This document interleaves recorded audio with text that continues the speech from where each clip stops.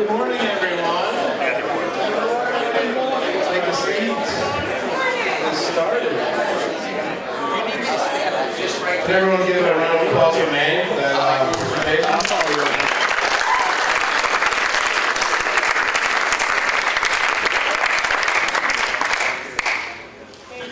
Wonderful. So, our guest of honor, my best friend, Mr. Thomas Fluharty. We're gonna hug it out. Give it up for him, please. Big round of applause. Thank you.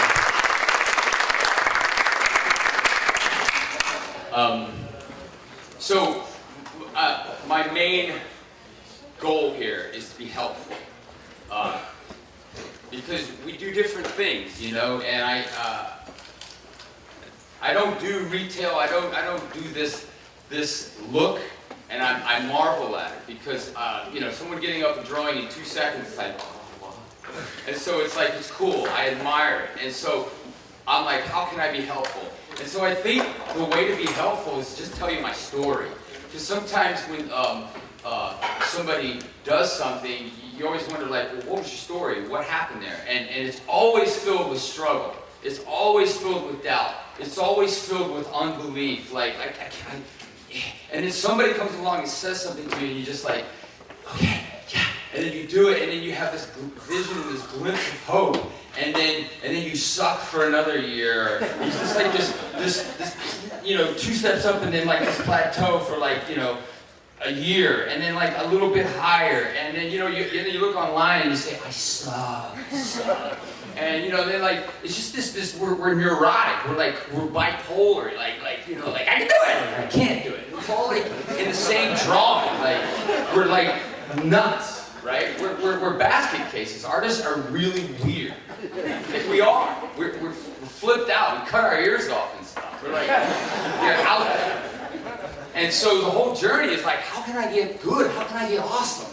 I love this. I love this, you know? And then it's like, how do I not love this more than my family or my wife, you know? Like, so it's like this, we're just crazy.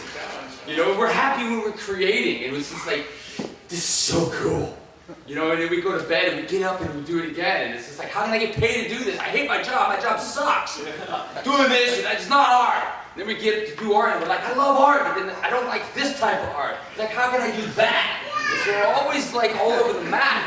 You know, it's just like, we're flipping nuts. We're crazy. But there's this idea and this hope that we can just go and we can do this, you know? We can get good at it. And it's this journey. But it's basically filled with struggle, but not to be a downer, it can get really cool. And your failures can be less. And so, I just want to be helpful.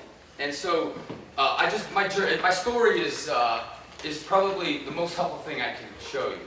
So basically, I like all of us here, I woke up and was born with a pencil in my hand, and no, I'm kidding. And so thanks for the laughter. So it's like, I just drew, and I did sports, and I just drew those. So I'm eating my cereal, I was drawing, and whatever I was doing, I was sitting in my kitchen, I was drawing. So this is my first drawing, and I showed my mom and my dad, and they thought I traced it. And so you can see the humor there. I put a butt underneath this guy's head, right? Like, why am I drawing like that? So I draw a dog, a terrible dog here, and I, you know, attach the word dog to it, and horn, that's supposed to be horn. But basically, I'm drawing, and they accused me of tracing, and that's okay. So then the next thing I did was this is the first grade, I did this drawing, and there was this other guy, Timmy Miller, and I don't like Timmy Miller because he's better than me. I hate Timmy Miller. Where's Timmy Miller now? That's a joke. I don't know where he is, but I Google him and he's nowhere. So I'm like, Timmy Miller! But Timmy Miller was awesome, and you know, we were like competing, and so if we won first place in first grade, it was like, I got a blue ribbon on mine, stapled on the artwork, like You don't do that. You don't staple a piece of artwork. But they stapled a blue ribbon on it, and stapled another blue ribbon on Timmy Miller, and I was jealous of Timmy Miller. So we're jealous people. We're jealous. We have to fight through that and deal with that. And we're proud people, so we got to deal with that. And so, fortunately, at the first grade, the teacher put this thing up on the wall, and it was, people come in and go, "Wow, that was cool. Who did that?" Tommy Fluharty did that. So, you know, again, I'm just drawing. And I'm eating cereal, I'm drawing Captain Crunch. You know, and I don't really know how old I am, but these are around the first grade. But yeah, you'll see a little bit further. So I'm drawing, what is this, Crunchberry, or I don't remember, but this, what was this?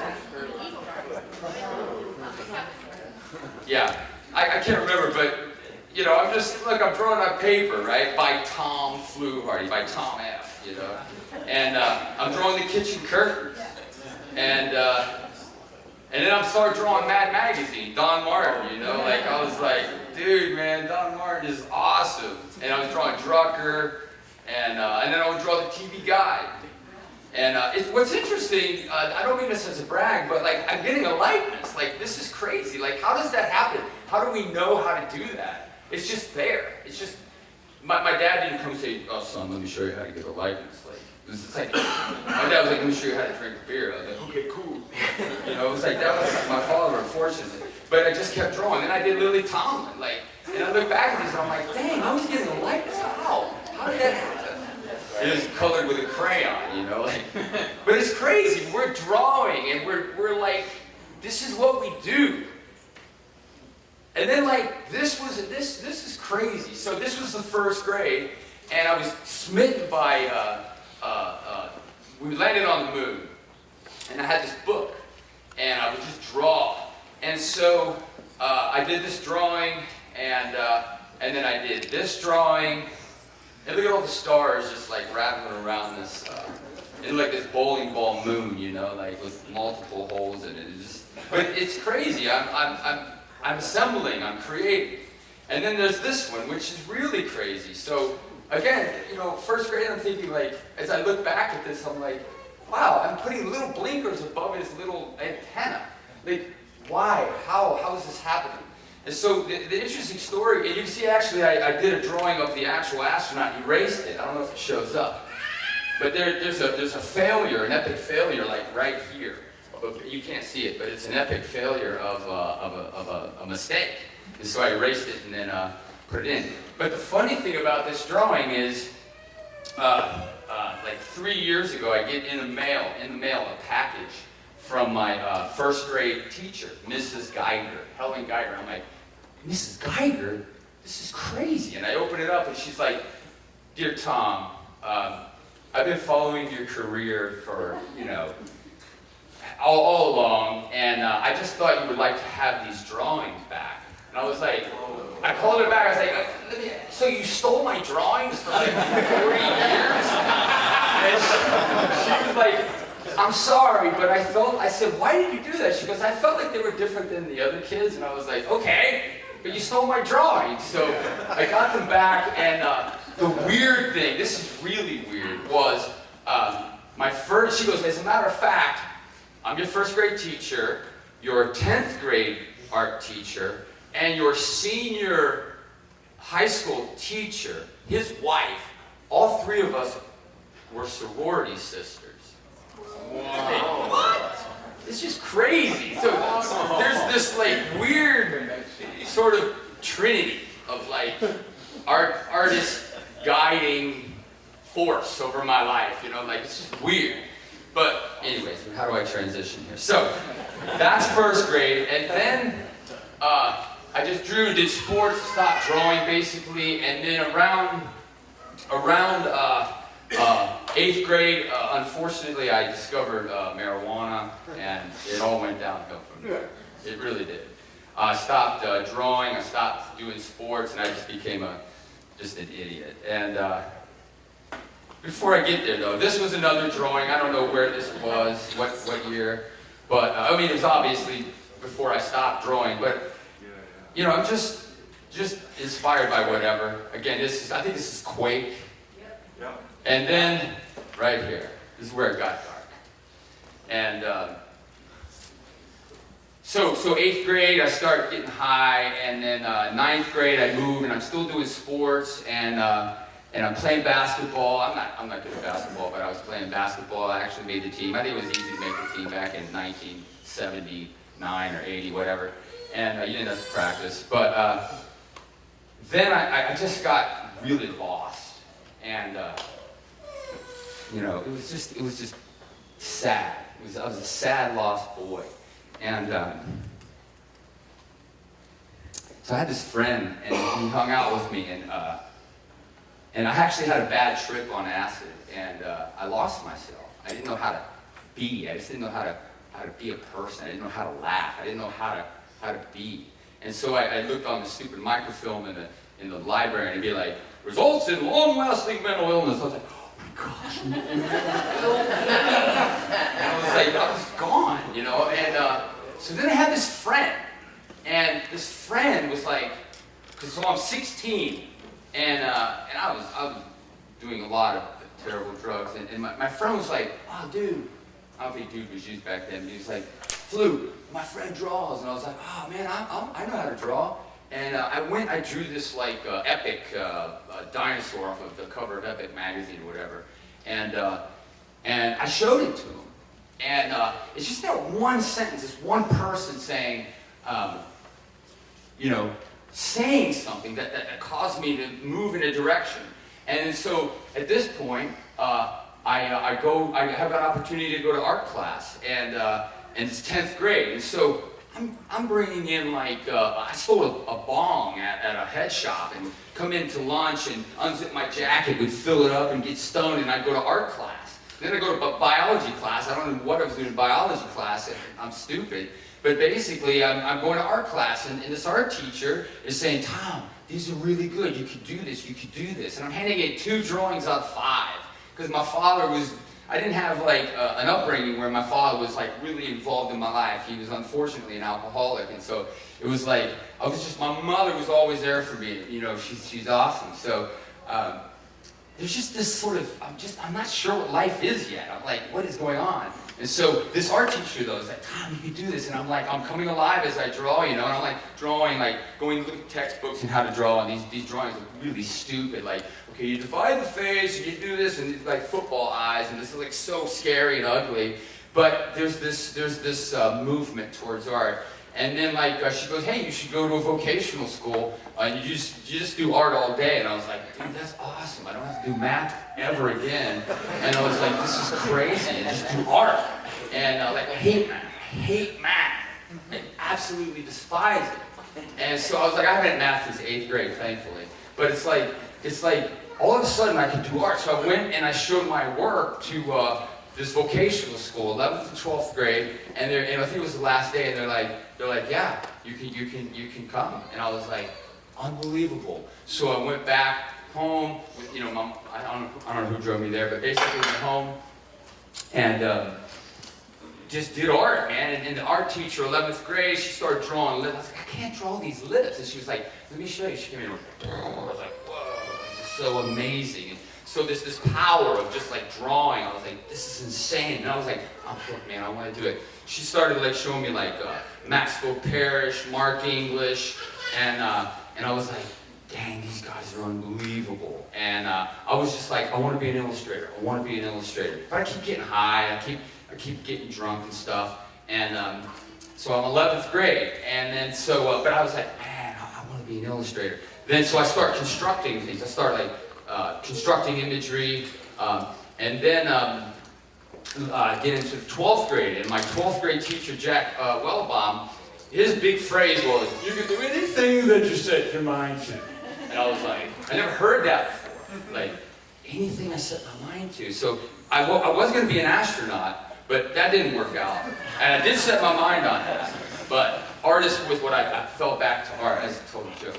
But like, I don't believe you can do anything you set your mind to, because I'm not smart enough to be an astronaut. But the one thing I'm smart enough is in how I'm gifted and wired is like, I can do this. This is what comes naturally to me. So my hope for you is you do what comes naturally to you, especially with style and what you're doing. Don't copy this guy, that guy. Be inspired by them and copy them for a while, but do what comes naturally to you and create that look that's you. So anyways, I graduate, I'm getting ready to graduate, and my father sort of comes back into the picture. And he was just unfortunate, he was just messed up. Man, I love him, but he just wasn't available, he was bound up. So he started coming back into the picture, and when he would see my drawings, this is a few months before art school was happening. He's like, yeah, Tom, I started working at this bar again. He managed bars, and he was like, but you're going to go to school one way or another. And he would start crying.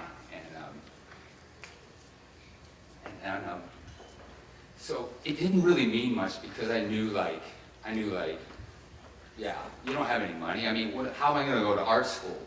And sorry if I get emotional here, but it's basically that I hung out with him. The application was coming up to go to actually move towards this art school, and he died. He got killed in a robbery, and I was like, oh my goodness, it was brutal. So you talk about darkness again. All of a sudden, my father's murdered. I wake up and get a phone call, like, what? And like, it's just like, my whole world rocked. And so I have this skill, but there's no way to go to art school. I don't have money. I mean, I didn't even have anybody helping me think, how do you do this? How do you save money? How do you do this? And so I was just like, whoa. And I didn't even care about anything at this point. I was done. And that's a terrible, it's just awful. So basically, the way it worked out was Social Security and workman's compensation paid for my school, totally free. And so there's this door open all of a sudden. I'm walking, going to art school totally for free, and I'm like, dang, this is crazy. And so I'm like, okay, I want to be the best that I can be for my father, you know. And I go to art school. I move to Pittsburgh, and go to Art Institute of Pittsburgh, and it's a 2-year school. Wish I would have went to a 4-year school. Now that I'm looking back, had it. Basically, my degree is like a Mountain Dew degree. You have $1.50, and my degree, I can get a Mountain Dew. That's basically what my degree is, right? So it's like, at the end of the day, degrees don't mean everything. And now I'm getting trained in different ways with other great artists. But at this point, I walk through the door. I go to Art Institute, and I'm doing like Jagger, I'm drawing Mick Jagger to Pete Townsend, and I go and visit this art director. And this art director's like, Tom, I don't buy Mick Jagger. I don't buy Pete Townsend. You do markers, your foot is in the door. And I was like, okay, man. This is 1983, 82. So markers existed where that's how you did comps and storyboards. So, so basically, I went back to school and took these marker classes, and I just like wailed on markers, and I just did markers on everything, and I did all these layouts and designs, and just all this layout, all this illustration, everything in markers, and then graduated, and this one place was waiting to hire me in Pittsburgh, and they just kept blowing me off, and they were like, yeah, this lady's on vacation, she's coming back, she's going to get this job. And it was like rendering vacuum cleaners for like the newspaper in black and white. Like this was back in the day, right? And so it just never happened. And my friends were like, Flu, you really want to live in New York City? Send your work up to New York City. So I went to this book called The Black Book. It was this big, thick black. It was called Black Book. I opened it up. There were these places that actually drew for a living, doing comps and storyboards. And I was like, I sent them my resume. I did a printed piece and sent it up to 2 places. And then like, I don't know, 2 weeks later or whatever, I get this phone call from this gruff New Yorker. You draw Fluharty? Yeah. You draw? I go, yeah. He goes, you draw out of your head? I go, no, not really. And he goes, come on up. I was like, cool. So they flew me up to New York City. And I'm walking around New York City like an idiot, like, and it was crazy because all of a sudden I'm in the studio and they're going to pay me if I get this job. And Ken Bald, who's actually friends with Stan Lee, is his best friend. Ken Bald works there, he's 68, he's done all this stuff. And Ken is an unbelievable draftsman. And I practiced for a week there. And after the week, they go, you got the job. I was like, oh my goodness, this is amazing. So I'm going to get paid to draw every day. And so I move up, and I just start this job. And it's interesting that a few months in after being there, like they started me at $250 a week. They're like, we'll pay you $250 a week. Awesome, I'm in. I'm drawing. I don't care. And then like 6 months later, I said, okay, guys, I'm gonna need a raise. Okay, I'm gonna need a raise to $500 a week. And they were like, oh, get out of my office. And then I was like, they were like, come back. But I was theirs, you know. So I drew every day, everything. And it was just crazy, this pressure, just drawing 24 hours a day, drawing everything from cars and downshot 3/4 and all this stuff. And sweated it out, you know, and failed and erased the paper so hard the desk showed through, all this stuff, you know, where it was just like, I was cutting my teeth. And so at this point, I'm in New York, I'm doing my job, I love my job, but I'm still partying, my friends move up, and my life just got really dark again. And so at this point, my job is going well, but my life is really falling apart, and I'm really bound up. And so at this point, I had a radical conversion. I had a radical conversion to Christ. I'm not religious, but Jesus changed my life. And everything from that moment changed, and it was so radical. And I was a little over the top, okay? But it was like everything came into perspective, and I became a human being where I actually cared about other people. And it was bizarre, because I actually loved people at that point, because I was so self-consumed. I was an arrogant man. And so at this point now, I'm like, I have this amazing job, and I'm able to create, and I just draw all the time. Then I'm dreaming, and I'm thinking, this is so cool. I want to do this, I want to do this. So drawing for me was it. So the fact that now I'm basically clothed and in my right mind, I'm not like an idiot anymore, I'm learning and I'm growing and I'm thinking, where do I really want to go? What do I want to be? What do you mean, artist? What does that mean? What does that look like? And so I just kept taking Kenny my drawings, and Ken, check it out. I kept like picking his brain every day, and he would tell me, Tommy, this kind of sucks, you know. And he would just like go off. But I was humble enough to say, tell me, master, tell me, you know. And he would just tell me things that I didn't know. And so anyways, at that point, I started dreaming and thinking, like, I really want to be an illustrator. I want to do editorial. I hate storyboards. Storyboards suck. And it's almost like I was so discontent with what was in front of me that I couldn't see where I was going. And so I was just like, I hated storyboards because when I can finally do that, then I'm going to be happy. And that was wrong. That's not true, at least for me. But happiness is where you are at the moment, making the most of it, and keep dreaming where you're going to go and position yourself to get there. So at this point, I'm going to start showing more work here. Hang tight. But basically, at this point, I start dreaming about editorial. And I'm having thousands of hours of conversations with a good buddy of mine, Kevin Sacco, who's another artist, and at Gem Studio in New York City. And so I just say, I'm going to sit here for a long time. And I'm not going to worry about being Joe Illustrator. I'm just going to learn how to draw. And I'm going to learn how to construct. And that's my goal. So at this point, we start having conversations. I'm paying attention to artists like Chris Payne, James Bennett, these guys doing work for Mad, Time Magazine, all these stuff. I'm looking at illustrators and I'm like, these dudes are awesome. I want to get in that magazine. I want to do that magazine. I want to do that magazine.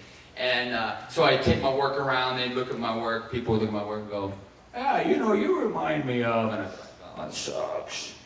And so it'd be like, you know, how do you make your work look like yourself? And it just sucked, you know, rejection sucked. But now rejection is really cool, and I know that sounds cliche to say that, but what it did for me was it really made me hungry, and it really made me say, I'm going to do this. I'm going to prove you wrong. And that wasn't my main motivating drive. I don't think that's a valid drive to wake up every morning. It's like, there has to be something greater than that. So, but it was like, cool. So I'm talking to Kevin Sacco, and he's like, dude, you should take your work to Mad Magazine. I was like, and I started doing caricature because somebody showed me a caricature, and I was like, what do you do? This was in '92. And I was like, what do you do? And I was like, this is really cool. And they were like, you know, well, you take this, and you do this, and you think about this. And I was like, cool, cool. And I went and I just practiced. And first thing I did was Michael Jordan, and it kind of sucked. And, well, it definitely sucked. And then I did like multiple just drawings of working it out. So then I took my work over to Mad. They rejected it and said, hey, do more stuff, come back, do more stuff a la Mad Magazine. And I was like, sweet. That was a great rejection. So I came back, started doing more stuff a la Mad. 2 years later, Sacco goes, Flu, you should take your work back over there again. Oh, they're just going to reject me, man. They're just going to reject me. He's like, no, they're not. Go. And so I went back over, dropped my work off, and called like this was back in the day, so you could just take your work back over there. And people would actually meet with you. And so I dropped my book off, called 2 days later, and she goes, yeah, your book is ready, come pick it up. I was like, that sucks, that's a rejection. So I walk over to 53rd and Mad at Madison Avenue, and I walk in the door, and it's the old office of Alfred E. Newman statue sitting in the corner, and I go, hi, I'm Thomas Fluharty, I'm here to pick up my work. And she goes, oh, actually, hold on, they're looking at your book right now, can you just have a seat? And I was like, okay. So I sit down, and all of a sudden the door opens up, and it's Nick Meglin holding my portfolio under his arm. He goes, you Thomas Fluharty? I go, yeah. And he goes, don't ever bring this shit around here again. Come on in. And I was like, Normingo! I was like, Jack Davis? These guys were all over the wall. It was insane. I was like, and then they bring me into this room, and Joe Orlando's sitting in there, and he's like, and John Fakir and Nick Meglin, and Joe Orlando's like, yeah, we really like your work. It's really cool. It's not big nose. We love it. We love it. Could you do this? And he handed me this cover, sketch. I was like, oh God, yeah, I could do that. And I was like, I didn't think I could really. I was like, yeah, I could do that. And they're like, okay, there you go. I was like, I got the cover? I was like, this is insane. I like run all the way back to my office. Do the cover, this is crazy. I run all the way back, like almost got hit by a taxi. The cover! And I like walk inside Jim's studio, and there's this stupid meeting going on about explaining a hot dog commercial. And they're going, okay, Tommy, this is due tomorrow. And I was like, oh, this sucks. And like Mad Magazine covers, like right in my lap, and I got this cover, and I'm like, oh. And so I had to go tell them like, I need a week off. And they were like, what? And so I did that job, that stupid storyboard job that I hate and despise, and then all of a sudden I took a week off and did, hold on one second. I did the cover, hold on one second. How do I, okay, here, hold on. So at this point, this was the cover. And so I did the cover, and I need to hide, here we go. Help? Right. The code word was Obi-Wan. Oh yeah, Obi-Wan. What was it?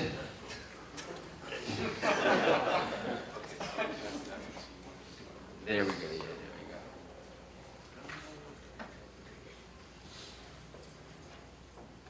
we go. No, that's too far in. Just go to that one. Yeah. So at this point, I do the cover, and I'm blown away. And I didn't know if I could do it. And you can see it's not crazy caricature, because magazines have a temperament. And you can't do big notes. You can't do crazy, wacky, silly volume 10, right? So I have to have this sensitivity. And every magazine is different. So at this point, though, I just was concerned, can I even make Alfred E. Newman shattering in a billion pieces? I don't know. And I did it in acrylics, and I had a week to do it, and I had to do Shaq. I had to do Shaq at this angle, and like, it was just crazy. And so I took it in and handed it in, and next thing you know, it's on the cover, and I was like, oh my goodness, this is insane. I just did the cover. And so this is really where my sort of freelance career started. And then after that, this was 95, January 95.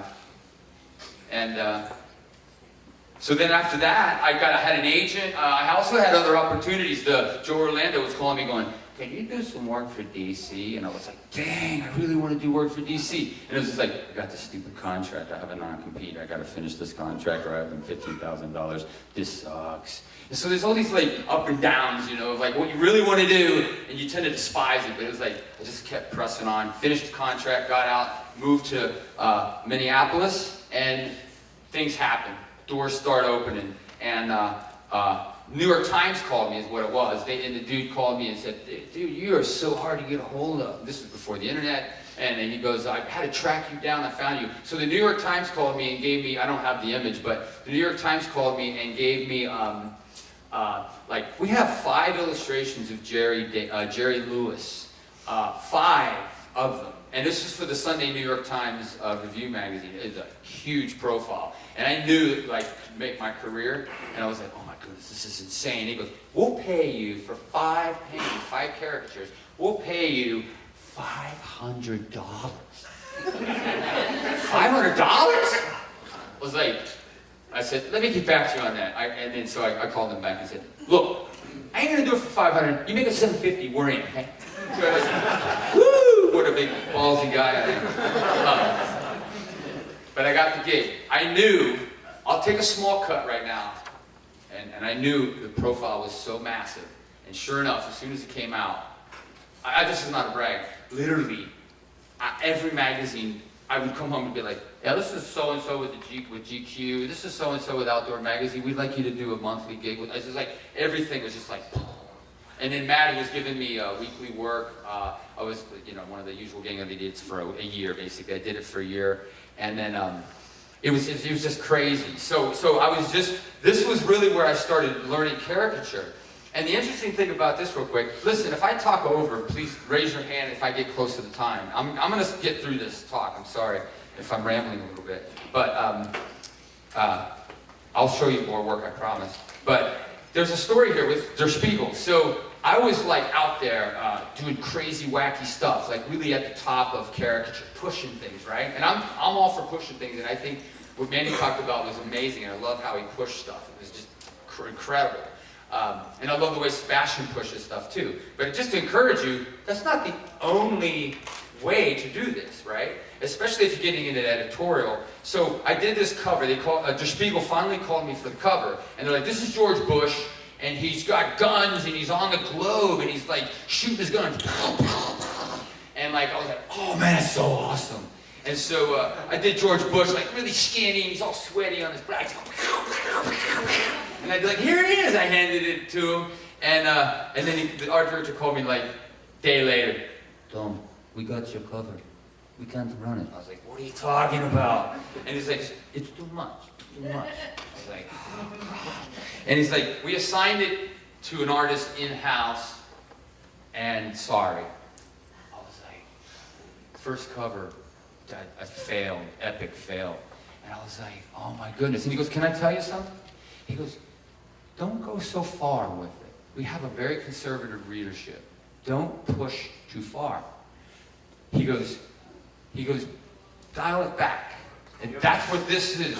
It's less. It's a little more, not far out. But this was a successful cover. And I started getting covers from then on. But that changed the course of my career in terms of how I started doing caricature. And I started learning. So if I started in '92, at this point it's 2004.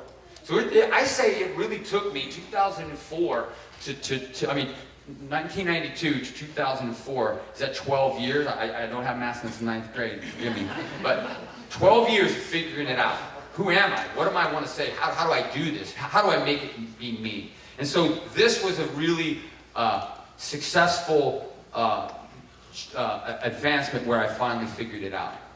And I'm not sure why this is coming up. But anyways, these are out of order. But basically, I started, eventually did children's books, and this was painted in oils, and to learn oils, I have a friend that's a famous illustrator, and he called me one time, and he says, what are you doing? And I was like, oh, I'm driving back from painting class. He's like, oh, you're teaching? I go, no, I'm actually studying. He's like, what?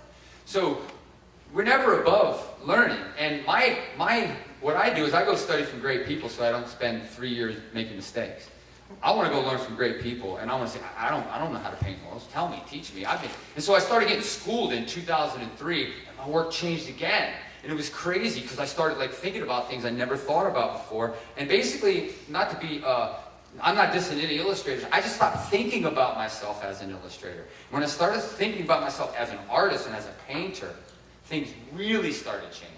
And I started paying attention to the foundations and certain principles that have been handed down through the time. So this is all out of order. But eventually I did Stan. I found this blue pencil in a box one night leaving my studio, and I was like, this looks cool. And then I like did a line. I was like, wow, that looks like comics. And then like I started like did Hellboy, and then I put it up on social media, and people were like, dude. And I was like, cool, I'm a rock star. And but I'm not. But it was like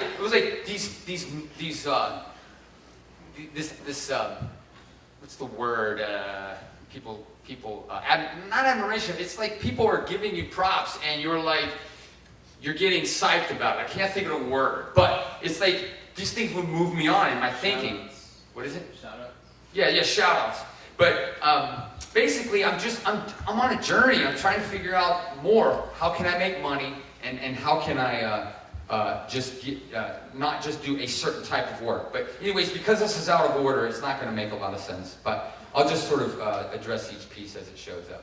Then I started doing a lot of blue lines and putting it up, and actually I fell in love with this style, and I still do this style to this day. And a lot of these were just sort of like warm-ups, trying to get to a certain click. We'll start a sing-along. Anybody have any questions while we do try to figure this out? I mean, I would be available for Q&A as well. Can I ask, what's that book, the illustration of the little boy in the... Yeah, it's called The Boy in the Ocean by an artist, a writer named Max Lucado. He's done a number of different books, and yeah, it's a little boy at the ocean. It was really a cool book. It was crazy because I don't know how many illustrations it was. Like, it's 32 pages, which is what children's books are. But man, I had like 6 or 7 paintings left to do, and it was like pulling teeth, man. It was like, I don't want to do these.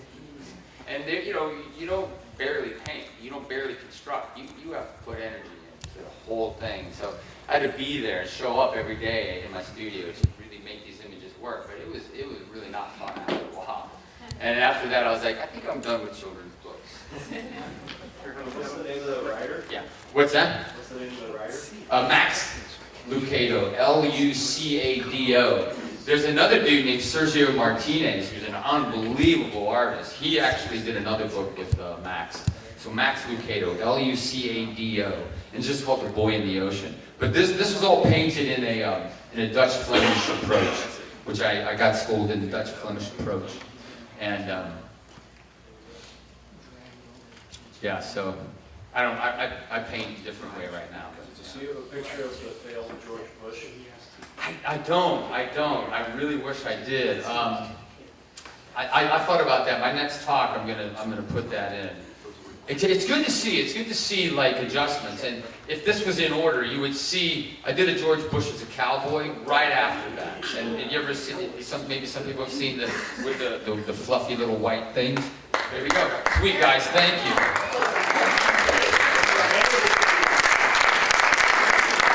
Let me know, how much time do I have? Do I go till forever?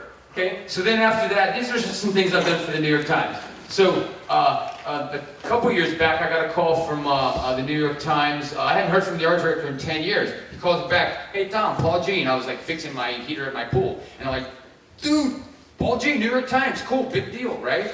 And he's like, can you do Woody Allen? I was like, I could do Woody Allen in my sleep, hello, he's easy.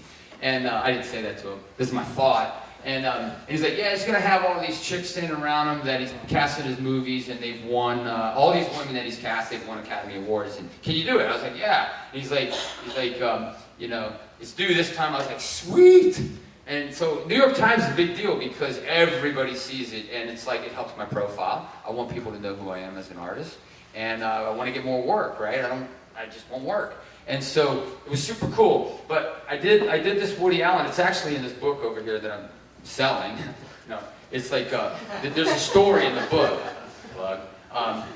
And so I did this. It was late at night. I did this drawing, and the pressure's on, I did this drawing of Woody Allen. I was like, this just doesn't feel right.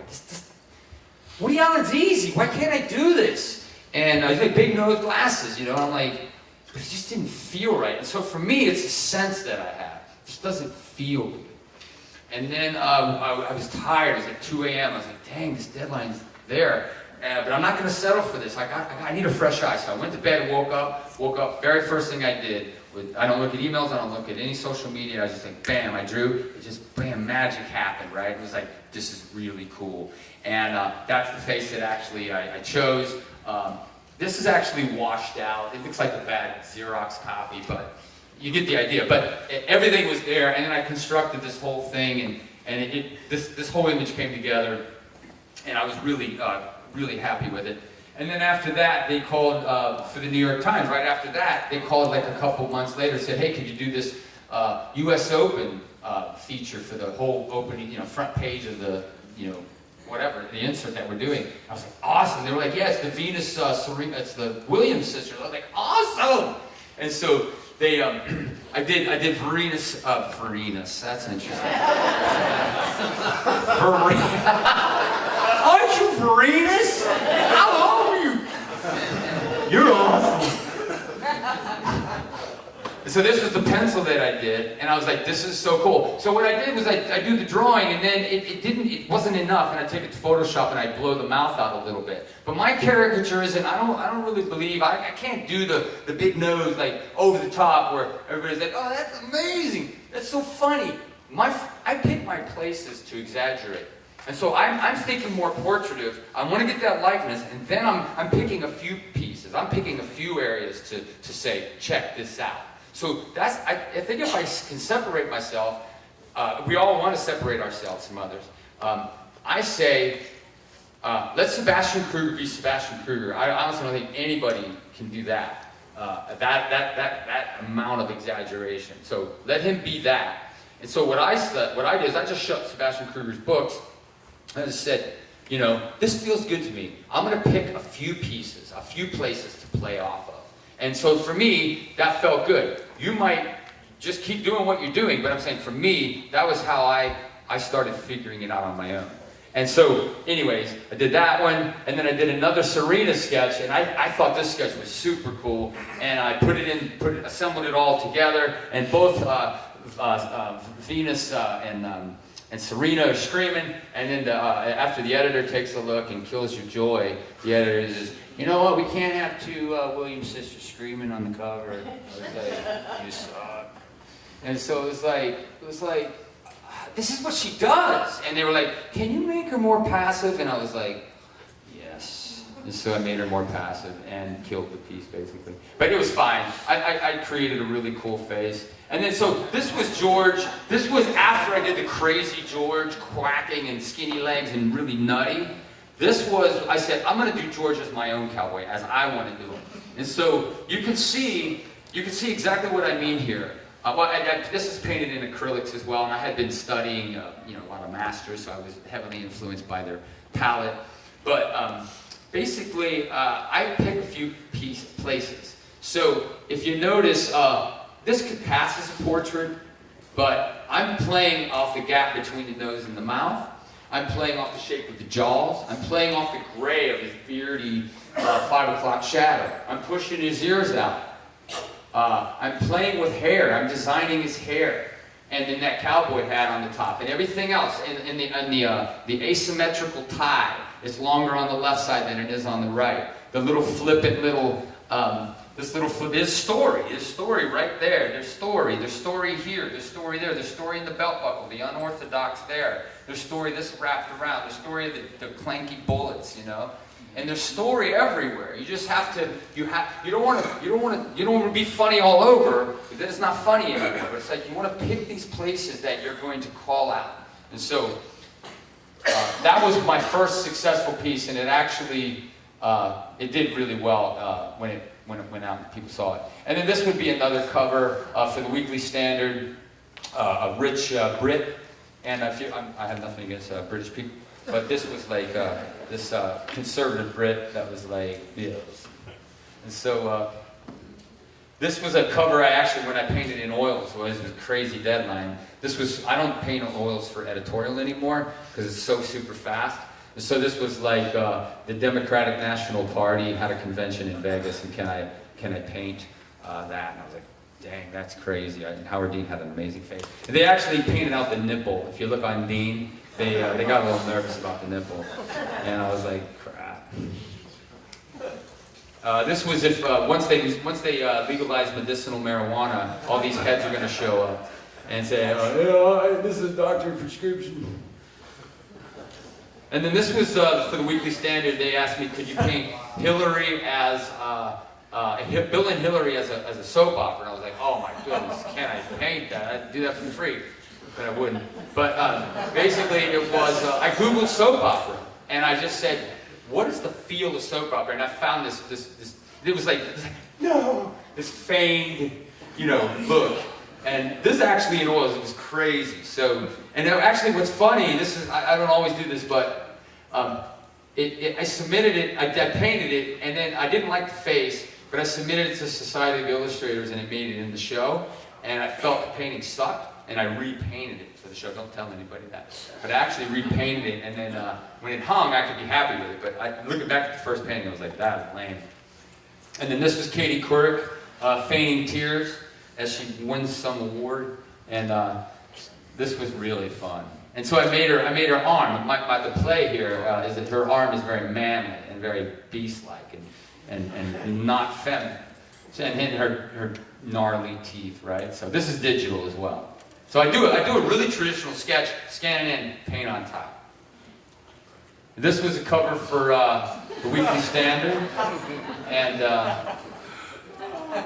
those are Photoshop bills in there. I Google, I'm not going to paint those bills, I don't have time. But I'm going to distort them a little bit, I'm going to twist them up a little bit. And then that pigeon, I really love that pigeon, and the cigarette butts down there. And you can see even too, I'm sure you guys know this, but I'm using these directional lines to bring us up into that composition. And so I'm always thinking of movement and symmetry and things moving. And like Manny said, I'm using my arm to draw. I'm not writing Grandma a love letter. Dear Grandma, I love you. Thanks for the cookies. I'm like going, this is awesome. And I'm moving my arm all the time. I'm drawing from the whole arm. And then this was a cover for the Weekly Standard, the circus fiasco. I love drawing Hillary, man. Hillary is just wide open season. But this is crazy. This is all digital. Yeah, but like a day. I think I did that in like literally a day. It's like, these deadlines are just crazy. And then this was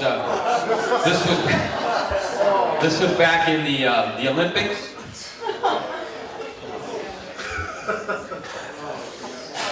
That was in the cupping.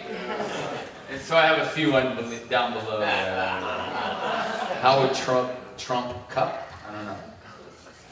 This was just gnarly. Yeah. And then here.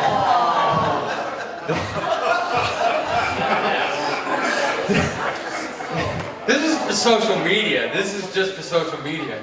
I just wanted to comment on the election and how ridiculous it was. So I I Google underwear. That's a real tricky Google, but be careful what you. I have strict settings on my Google, but that was tempting. I mean, that was a really tricky men's underwear Google. Whoa, watch that.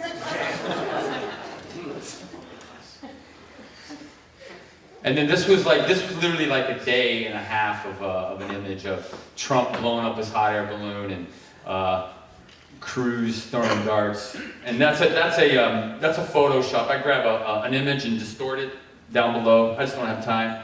But I'm not hacking it off either. I'm not just going, I don't have time for that. It's just that there's a way I can use that photo, and everybody looks at it and says, I get it. It's okay. This was for the Village Voice, and this is one of my favorite paintings actually. Actually sold it, believe it or not. But I really like this painting. I love the idea. I went and shot my friend who's a big dude, and he has these amazing hands.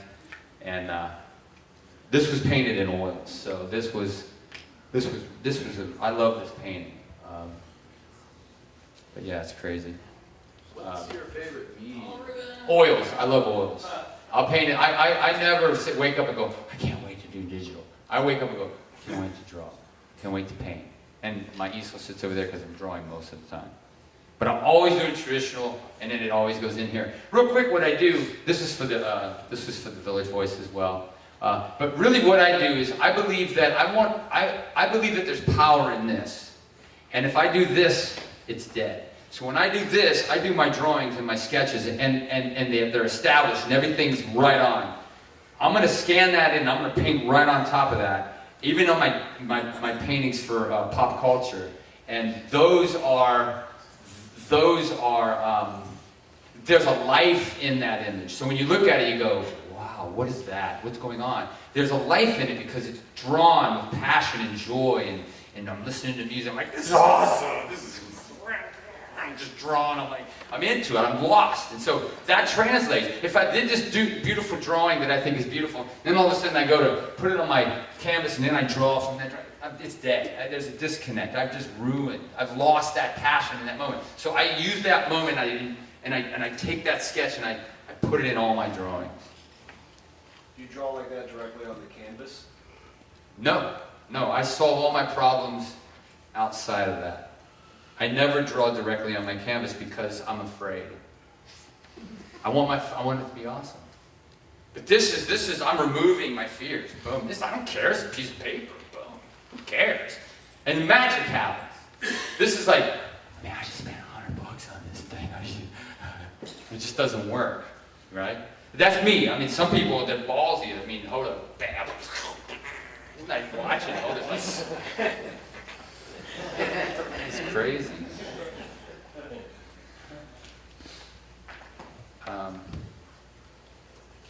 How did that just flip? Yeah. Okay, cool. So this was just a study that I did.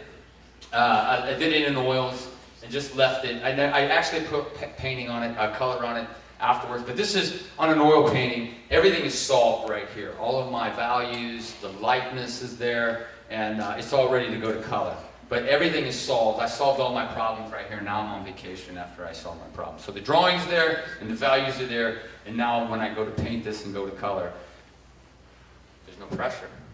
Oh, this is just your preliminary? I'm going to paint on top of it. Yeah, that's not like I'm not going to set that aside and then go do the real thing. That's my underpainting. But I love the look of that. I love how that looks. And sometimes I'm like, dang, this is so cool. I don't want to paint it. I don't want to put any color on it. Sometimes you don't need color. Bouguereau said color is secondary. Color isn't all there is. It's not like, oh, that's so awesome because it's color. No, it's so awesome. Not this piece is awesome. I'm saying things become awesome because you have principle involved with it. You have fundamentals. You have drawing that's awesome. They work that drawing out. You put your values in it. And all of that is working before you ever get to color.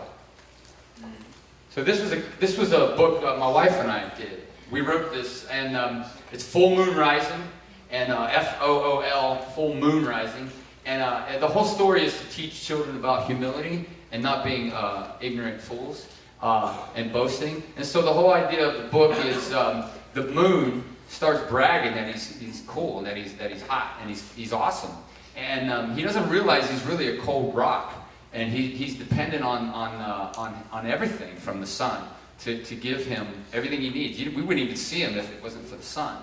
And so he's bragging all this stuff. He can cause the tides to rise. He's awesome. Like, look what I can do with the tides. And look at this. I'm shining. I'm bright. All this stuff. And then at some point, the sun rises in the morning and boom, hits him. And this ray sort of wakes him up, and he says, "Oh man, I'm dependent on the sun, man. You're awesome." And he starts pointing at the sun, like, he's the king. He's the king. So that's the book, Full Moon Rising, and I really like this painting. It's all in oils. It's 18 by 24, by the way, too. So here's another image from the book. It said that he thought he was cool. It rhymes, but basically says something like, he thought he was cool because he could make the tides rise or something. I don't know how. I forget the words, but you can order it online. It's just Full Moon Rising. I think it's at Amazon. But I really like this image a lot. And again, doing children's books, you have to simplify things. So that's a bit of a stretch for me. That's a discipline. That's harder. And then obviously, this was what we showed you earlier, a little boy standing in front of this. And again, I borrowed heavily from Maxfield Parrish. I borrowed heavily from N.C. Wyatt. I had those books out. This isn't like, dang, I've never seen that before. It's like, he's ripping off N.C. Wyatt right now. But I don't think I'm ripping off NC Wiley. I think I'm like giving props. Like, NC's cool. I'm going to push this in a different direction. But look, you can't forget who these great guys are. This was a book idea that I still have. It's called Into the Wind. All these dogs just eating up the wind. And this is a cool series. They just love, dogs love sticking their heads out the window. And this was another one of this dog sticking his head out, going for a ride. This was in, this is a children's book, the same book, The Boy in the Ocean. And the little boy just gets lost in a dream. That's a big panel, like 18 by 20. Oh, no, it's longer, 15 by 30. So you used some boy as a model? Yeah, I did. I had to shoot this little kid. He was so cool. Yeah, it was amazing. I was like, I'm like, dude, you're so awesome. He's like, get away from me. But I was like, oh, you're really cool. I was asking Mom, can I take pictures? And she's like, what? No, just for photography. But he was super cool. He's an amazing model, really cool. And then this was just a study that I did of John Mellencamp before I switched over to the blue line. So what time am I done? Now or 1 o'clock? 1 o'clock, sweet. 1 o'clock. Thursday at 3. That's cool, thank you. And this is Pete Rose I did. I wish this showed up a little bit better. It's so washed out. But again, one of the things I'm doing with my lines is I'm feeling form.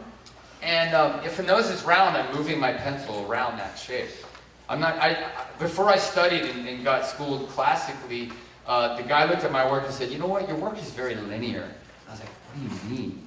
And so what it meant was if I was drawing a nostril from a photograph, I was just copying what I saw. But I wasn't thinking, wait, that's round.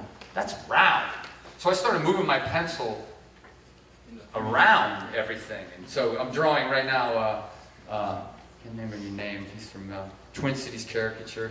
But he's got this great back of his head, and I was like rounding the strokes of his head, Yeah, there he is.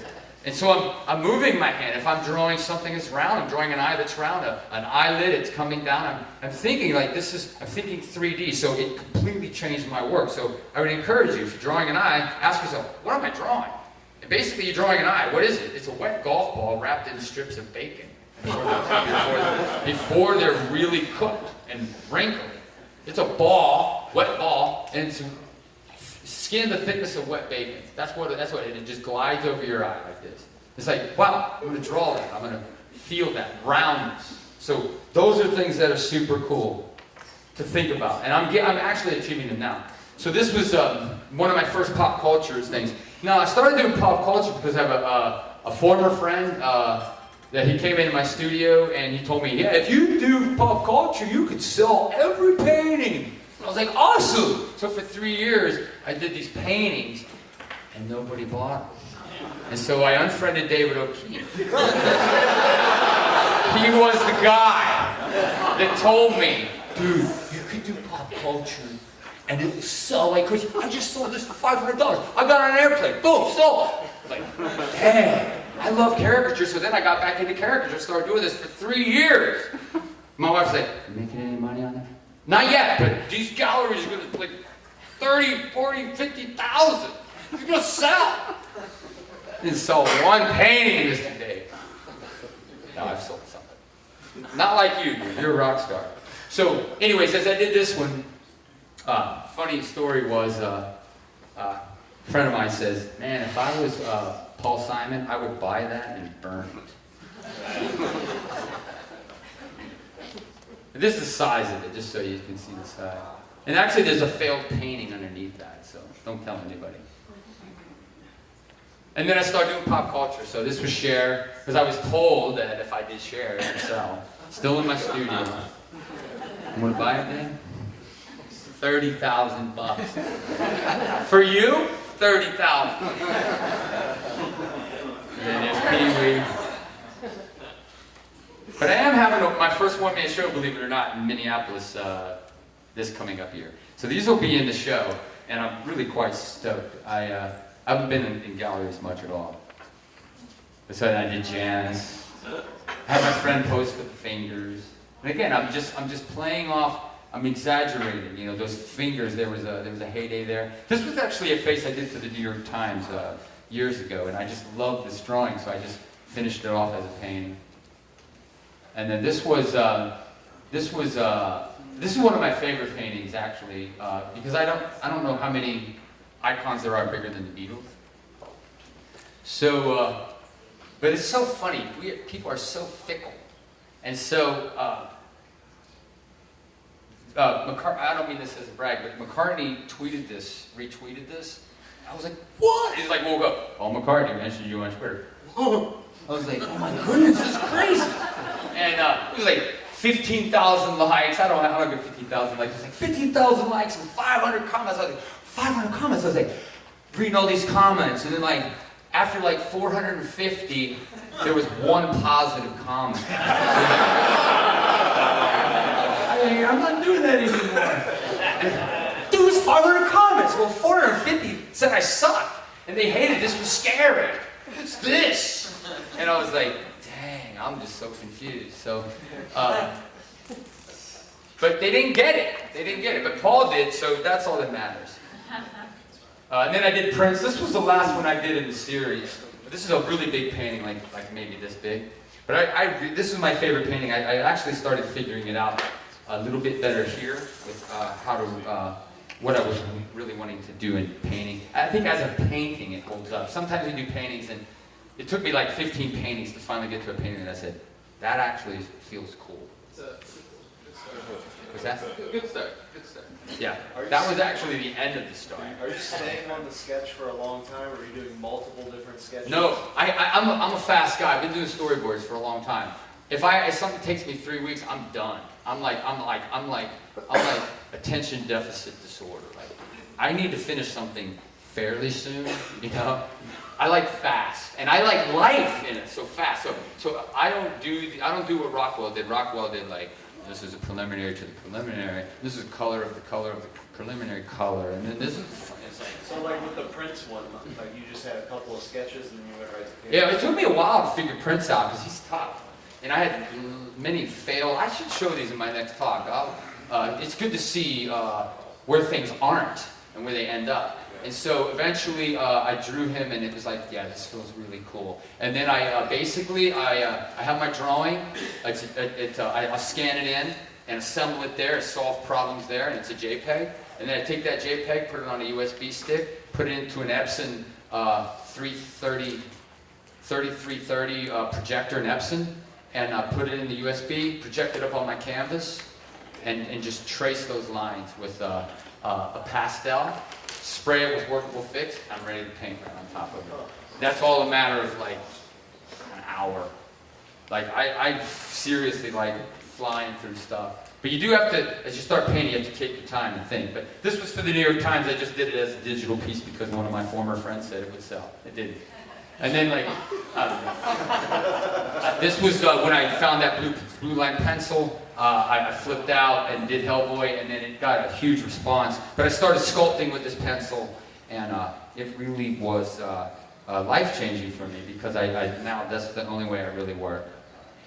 And then this was Stan. You remember the size of it. But then I did this one. So the interesting thing about this is I had this board, really big board. It's like this big.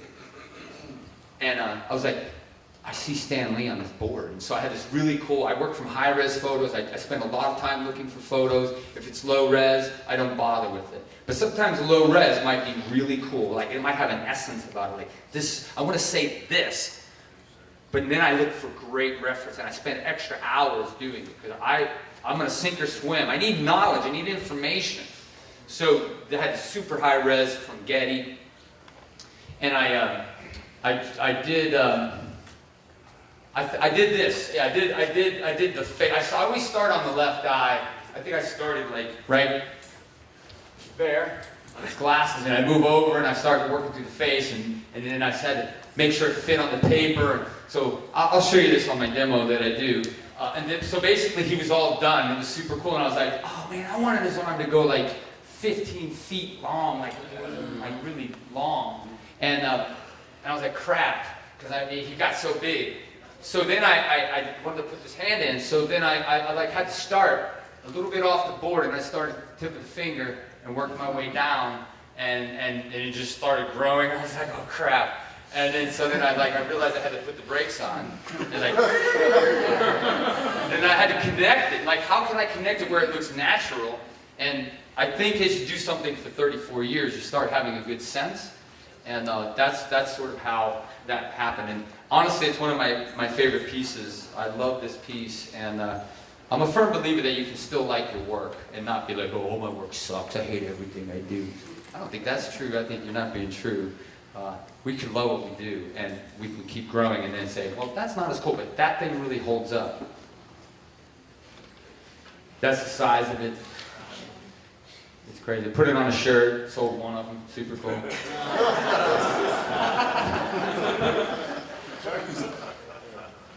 Then I just did more stand. I was like flipping out on stand, you know. That was a Photoshop save, by the way. So I did it in traditional, and the head got like gigantic, took it to Photoshop, assembled it, and then I put a body on it digitally. And then I did, just started doing Blue Line. This was a tribute to Lennon and Yoko on his death, and posted it. These are like one day, just morning sketches where I just get lost. I did Jimmy. We started watching Jimmy. And then obviously saw that. Did Mother Teresa. And then I started doing sharks. We watched Shark Week, and all of a sudden I was like, wow, I never drew a shark before. And then I just started drawing sharks and put them up on social media. And people really flipped out in the sense that I just started getting like, people sending me their sharks, and they were like, dude, this is awesome. I was like, I think I'm onto something. And then I thought, I'm gonna sell these, man. This is the new pop culture. And then like, screw David. And then like, I did like 10 of them. And then like, they just kept flying out of my hands, man. They were like flying out. People were like, dude, how much for that? How much for that? And I just wasn't selling them. But then one dude was like, how much? And I was like, $4,500. He's like, cool, I got it. I sold it. I was like, wow, I just sold that for $4,500. And so it's cool. That was one of my really successful ones that I felt. Painting, direct painting. If you have questions, I can answer better about what direct painting is. But there's no underpainting really.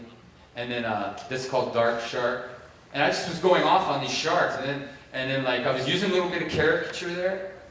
And then I did this huge painting, and this was massive. I started getting more designy with it. And then it was like, hey, there's this show in London. And I entered this into a show. You made it in the show. I was like, cool. How much is it going to cost to send it? $750.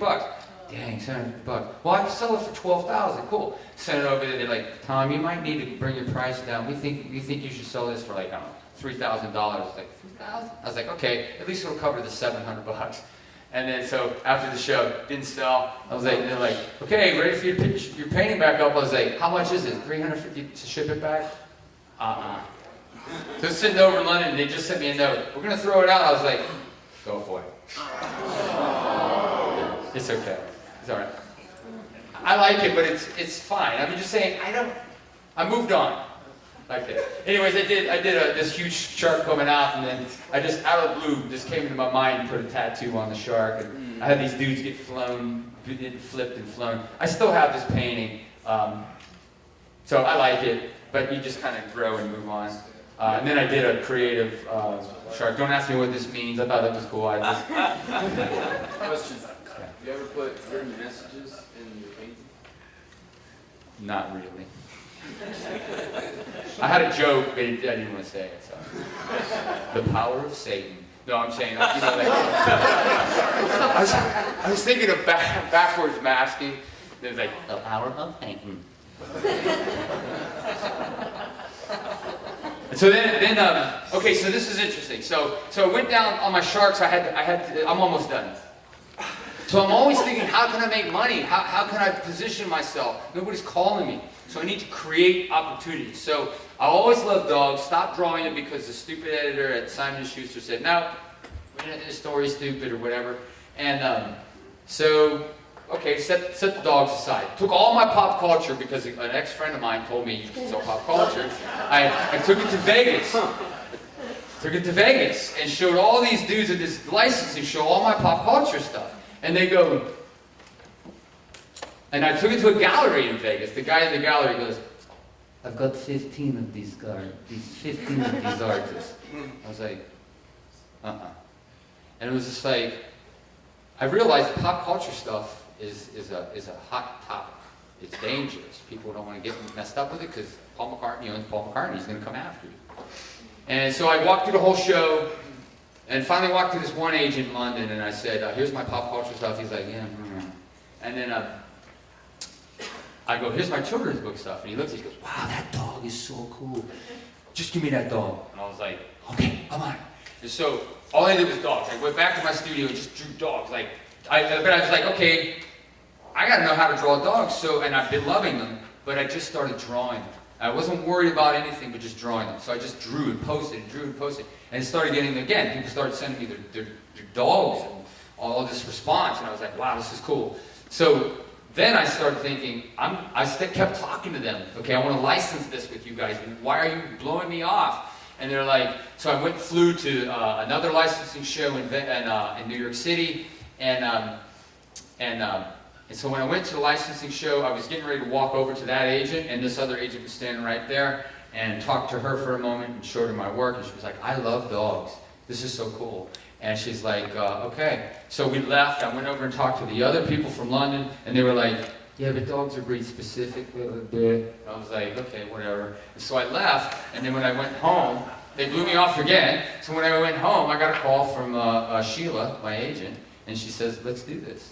And I was like, wow, this is crazy cool. So over the last year and a half, I've been learning and studying licensing. What is it? How does it work? How do you position yourself? How do you get on a mug? How do you get on a shirt? How do you do how does it work? So I've been getting schooled that way. Stephen Fishwick took me to Vegas, walked me around, told me about it. Stephen Silver as well. Started talking to these guys about what it is, what it isn't. But I also started studying because I'm schooling myself. I don't know. So I want to learn about it. So anyways, it's just super cool. Now, I just started painting dogs eventually. And so this got actually a lot of response, which was cool. And then I just came up with different scenarios, different iconic images. Bone and Lisa. And that could be a puzzle. So I haven't approached puzzle companies yet, but there's other ways we're using this work right now.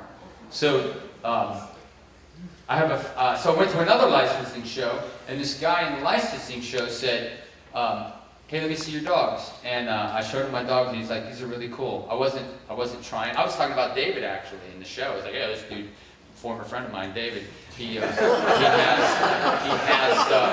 pop culture. How do you get around how do you get around this stuff? You know, how do you get around the licensing issues of everything? And then he mentioned it. I said, yeah, my friend's been ripping off my former friend's been ripping off these other guys a whole long time. And I said, how do you get around it? And he says he pays them. So anyways, this former friend of mine doesn't pay them. But he wrote me a note like a month later and said, hey, I want to put your stuff on magnets. And I was like, cool. So I signed a contract, my agent and I signed a contract with him. So now I'm making little bits of money all the time while I'm sleeping because these magnets are selling. So licensing is 2 mugs are sitting there, one has a plug on it and one has nothing on it. Which one's going to sell more? Probably the dog, as opposed to a blank mug. So it's just figuring out how to put your work on something. So this is my next pursuit. This is where I'm spending my time now. So I always use my time constructively. So I'm not going to say, oh, do this Hillary thing so I can get 1,000 likes. Why? Like I need to use my time really wisely. So I'm gonna make sure if I'm even sitting on the job, I'm not going to be on Facebook. I'm going to sketch.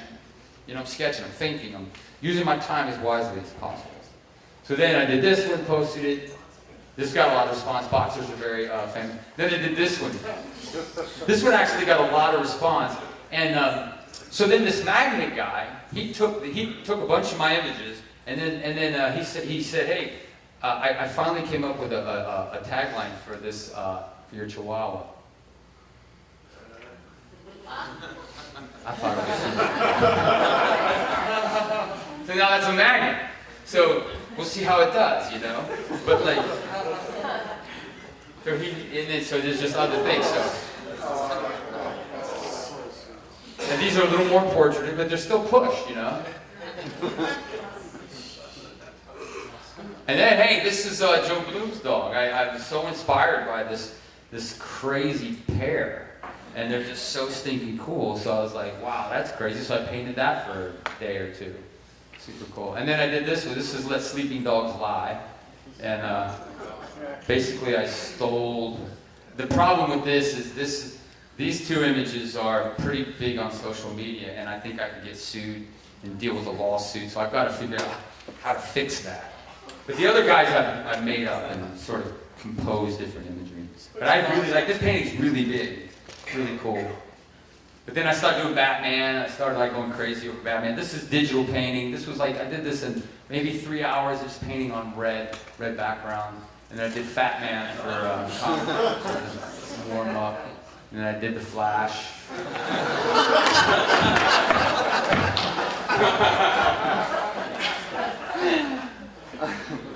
I had my friend pose for that one, but he had shorts on, thankfully. And I just started going nuts on social media, just posting superheroes. This is Robin. And I did another Robin. You can see there's some caricature going on here, you know, these big dorky hands and big fat arms. And again, it's definitely caricature. It's a bentness to it. I think that's really you're bending reality. That'd be a good word for caricature, maybe. Not that there's not others, but bending and distorting a little bit. And everybody does it. But this is another one. These are studies. I'm just playing and figuring it out. Then I did Inktober this year. Somebody said that looked like Leo Tolstoy. And then this was another dog thing that I really like. And actually, Jeff has Old English, the sheepdog. But this was just playing off of all these different characters. And I was just inspired by this picture on my feed. I follow dogs, and I was just like, dang, this is so cool. And then I just fired up by that picture. I saved that picture of all these dogs. They weren't doing that. They were just in a pack. And I was like, I see this. And so this was my pursuit for the next couple of days, just drawing this thing out. And then I obviously went back to the blue here. I did, this was a study I did for somebody in my studio. This is about maybe an hour and a half sketch, maybe. Just to show you how things can be. And I did this for the Weekly Standard. This was Trump as a King Kong. They called me out of the blue. Can you do this one? I was like, absolutely. Bye, hon. Going to work.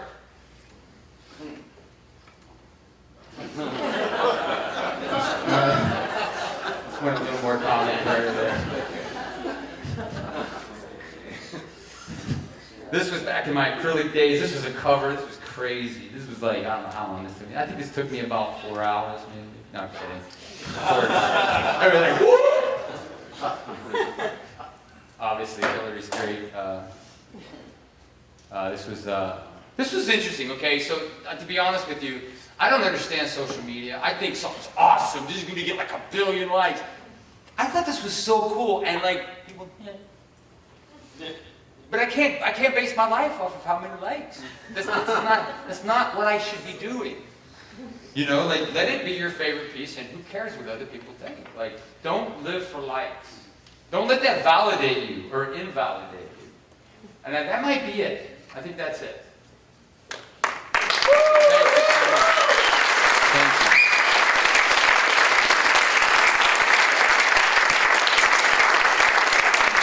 We basically have 7 minutes. We can stop now, too. It doesn't matter to me. I don't care. If you have some questions, feel free.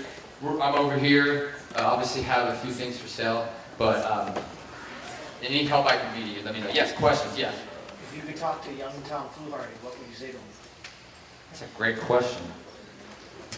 That's a really good question. Hang tight. God has control of my life, you know. And don't sweat it. It'll work hard and keep doing what you're passionate about, and it will happen. I do believe being passionate. People love passion. You know what I mean? And don't be passionate for passionate's sake, but whatever you're passionate about, do that, whatever that looks like. Yeah. You just mentioned this thing about being surprised at what gets likes and what doesn't. Yeah. Would you say, as far as like merchandising, would you use that as a barometer for what you would put on merchandising? Yes. Okay. That's a great question. He said, so you could use likes to help you know what is getting a response. So I do that on purpose. sometimes I'll do a drawing, well, sometimes I've done drawings that I think are not up, and I post them, and they don't get a lot of likes, and I realize, I'm not going to post this to get likes. Then, I'll post something that I don't really necessarily feel strong enough about, and it'll get a lot of likes, and I'm like, wow, that's just bizarre. So, and it's hard to say, but when something really gets liked that I'm moving in the direction of licensing, then I'm gauging, I'm testing the water. But I was going to do a post the other day of these dogs that I'm drawing, but I felt like it was too dangerous because people steal, and there's that dog with the bone, and the goggles, the aviator. I haven't posted it on social media because it's sort of iconic, and it can just end up on a mug somewhere. So you have to be selective, but yeah, I definitely, that's a great question. Anybody else? Yeah. The one you were talking about, the two dogs in the front that you found online, you said you painted them, so how would that be a problem? It looked like Yeah, there's a lot of lawsuits that have happened and gone through, and people won, some people have lost. I just don't want to fight anything. I don't care if I win or lose. The main problem is I have to pay money to do either one of those.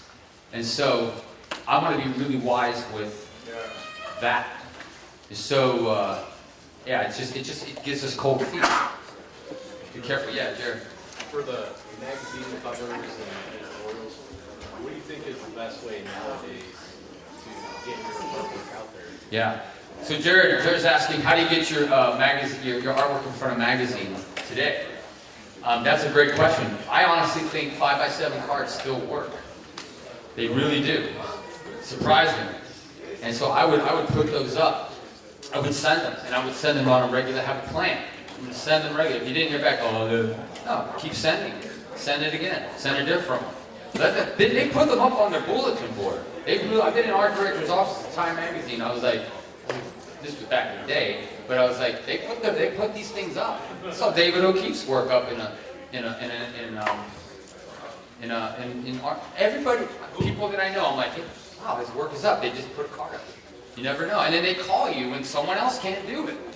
I have gotten a lot of work because somebody's too busy. I'm not always the first choice. And at first I was like, sick. Hey, you know what? That happens all the time. Glenn Close was not the first choice in Basic Instinct at all. And she blew up. So you're just ready for opportunity.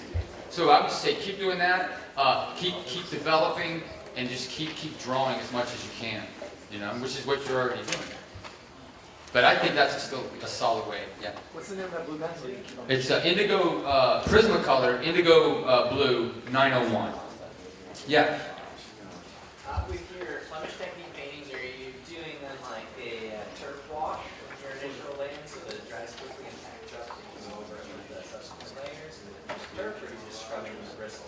I stain the surface, I stain the canvas, you know, the panel, and I stain it, it all depends. I might stain it on a value of 1 to 10, I might stain it as a 5, which is mid-tone, but then I'm staining lighter now because I'm painting with this guy.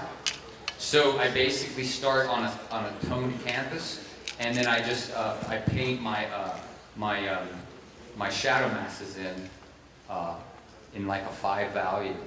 But just using thick creamy paint? Or Yep, just pure paint. I don't put any medium in it. Yeah, okay. Yeah, you know what I mean. But I don't really paint Dutch Flemish anymore. But I know it, so it's good to have that. Yeah. Oh yeah, what's that? No, next. I'm a big fan of your blue pencil work and everything, and not as much as I told you to say that. Not a big You're fan doing of well it. so far. But you said that you would, if you got 50 signatures, you'd make a calendar. Yeah. And is there any, are you close to that, or? I think I got 2 people so far. I got you and me at 3. Can you do 50? I mean, if this I might do less, but I would do it. This thing, I'm afraid if I print off even like 30, right? 30. Yeah.